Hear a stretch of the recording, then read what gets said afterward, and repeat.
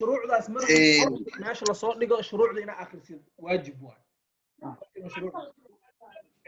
hadda trade hore anaga qaadanay trade hore wuxuu ku dhamaaday loss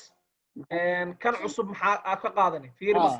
5 minute fiiri signal 5 minute baadaan soo dirno mar waliba tira buuxda la soo diraa ama 30 daqiiq fiiri waxay ka bilaabmataa eber 5 eber 15 eber 25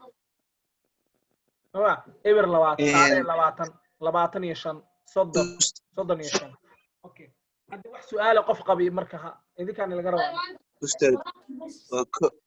waxaan doonayay in xilliga waqtiga la qaadanayo ugu habboon inaad igu yar celisantaa okay signalka ma 1 minute kan ku celiyaa mise 5 minute ka 1 minute ka okay 1 minute ka fiir mesela euro USD aan doorano anaga imika signal baa siinayna ila mogtaa waxaan waa practical mogt anaga signal siinayna mesela euro USD imika hadda maxaad ku aragtaa fiir candle cusub baa furmaya halka markaad joogtid fiir candle cusub baa furmaya